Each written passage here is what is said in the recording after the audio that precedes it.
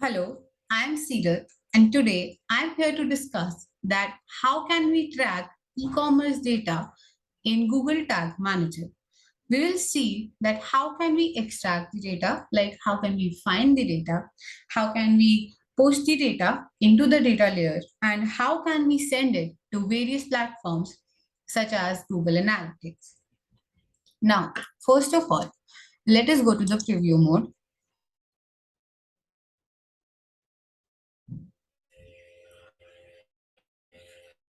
Click connect.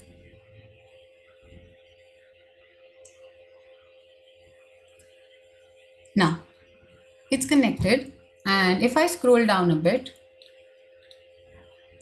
I'll see this button of purchase subscription. Now, if I click this, we are directed to a thank you page. Now, as this is a demo website, not many steps are added in between. We are just testing how can we track the data. So it's just directly showing us the thank you page. But in a real website, in a website that we are actually subscribing, more details will be required like name, phone, contact number, and an option of payment. But we have skipped all that. And I have just added these parameters by myself for testing purposes. Now, what are we going to do? We are going to extract these parameters using Google Tag Manager. So let's see that how will we do that. Okay, let's go to Google Tag Manager. And if we go inside variables,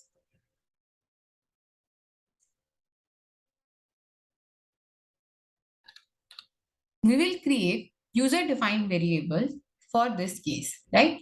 So let's click new. And here we will select URL. And in the component type, we will select query. Now, what does query do?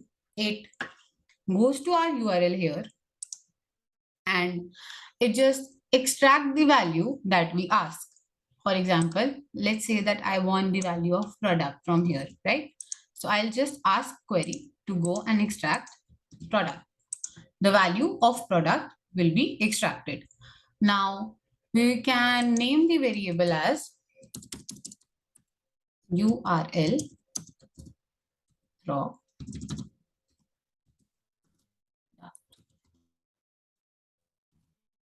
Now I have already created the variable, so I will not save it. But if we go back to our website, we see that we have like 4 parameters here. So we will create 4 variables for them.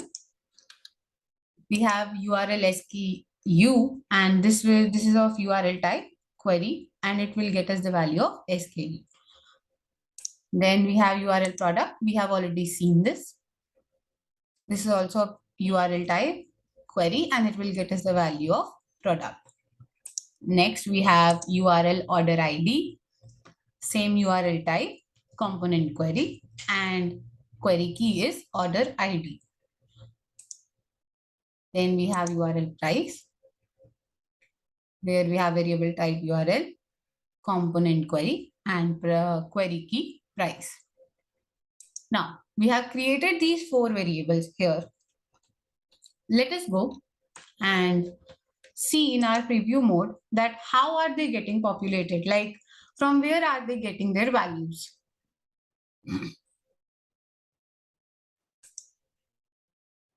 If I go to this page and scroll for a bit, right, and come back. Now, at this particular instance, if I go and check my variables, now they are there, but the value is undefined. Now, why is that? Because I have not actually clicked the purchase button and that URL is still not fired. So the value has not been populated in the URL, and hence Google Tag Manager is not able to retrieve it from the URL. But if I go back to my page and let's say that now I click this purchase subscription, right? Now the URL, we have the value, like we have the parameters in the URL. And now if I go and check, here our variables are populated and with the value that is actually there in the URL, like test SKU, test product, 1, 2, 3, and the price is 1. So now we have successfully extracted the value from the URL and we have stored the value inside variables. Next step was to push the data to the data layer. For that, let's go to Google Tag Manager again and click tags.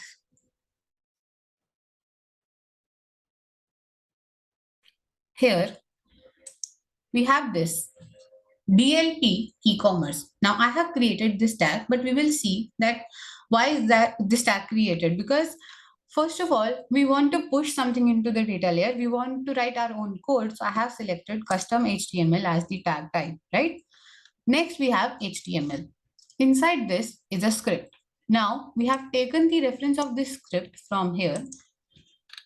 Here it specifies that some of the fields are required, like transaction ID is required, transaction total is required, rest transaction affiliation, transaction shipping, transaction tax, and transaction product is optional.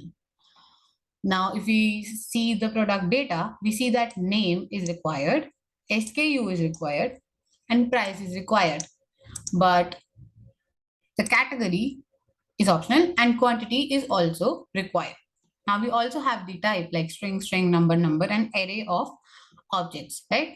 So if we go back to Google Tag Manager, I have created this like transaction ID. So this is the name that is specified here, transaction ID. But the value that I am passing is the URL order ID. That this is the variable that we just created. In URL order ID, we extracted this value of order ID and stored it in URL order ID, right? We tested that. Like if I go here, I'll see the value here.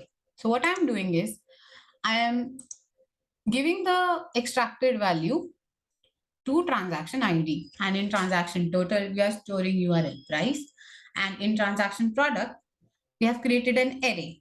Here for SKU, again, we have created URL SKU variable and we are putting that, and for name, we have URL product. For price, we have URL price. And for quantity, we are giving a default value 1. Now, if we do not mention this event name, then we will see a default name such as message. But as we want to see something more meaningful, something that we are able to identify, that's why we have created this event and we have named this as e-commerce update. Now we scroll down and we see the trigger. Here we have created a page view trigger, right? And the condition for its firing is that it's not firing on all the pages, it's firing on some pages.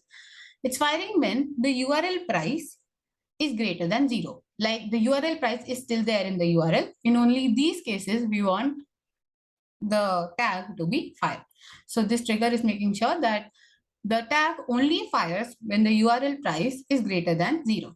And we have named the trigger as page view price. Let's cross this. And it's already saved. DLP, data layer, and e-commerce.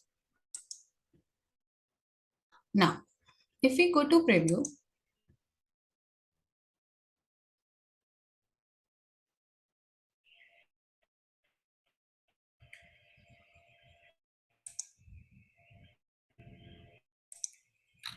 and I click here, GA subscription, I go back.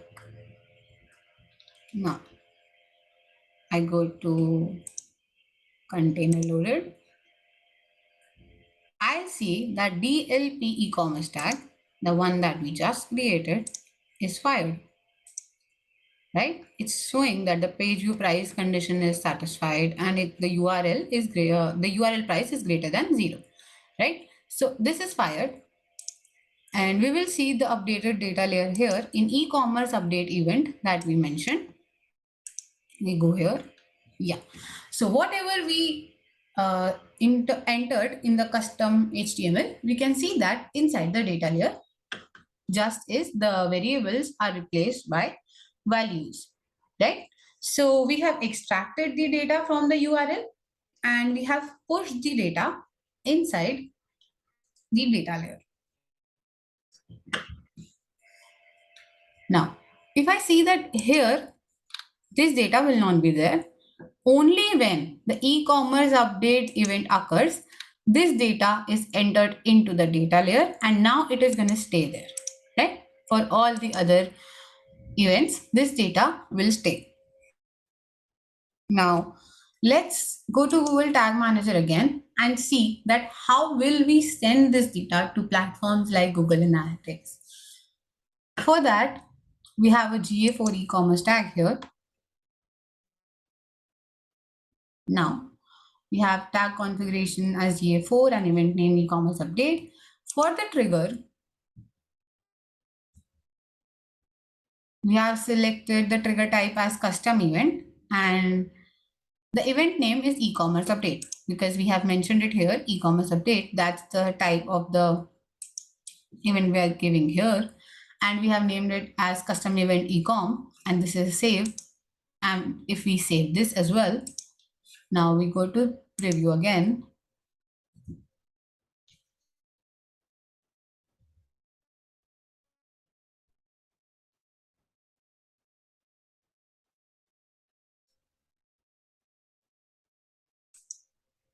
Right? And I open the website like this. Now we go to this event. Yeah. So GA4 e-commerce tag is being fired. Now using this, we can send data to Google Analytics. If we recap what we have done so far, we have parameters in the URL, right? So these are the parameters that we want to work with. So first of all, we went to Google Tag Manager variable section. And here we created variables through which we can extract the data. Like here, the user defined variables through which we can extract the data from the URL. And we checked here that our variables are getting populated only at the right time, right? And then when we have extracted the variables, we want to push them into the data layer. For that, we went to the tag section and we created a custom HTML tag, which was fired. We created this tag, right? All these things are included. And this tag was fired only when the URL price was greater than 0, correct? And if we come back, now our data is pushed into the data layer. If we check here, data is being pushed, right? Now we want to send it to Google Analytics. And for that, we created this tag. And if we come back and check, this tag is being fired on this event. We created a custom event trigger, so it is fired on event.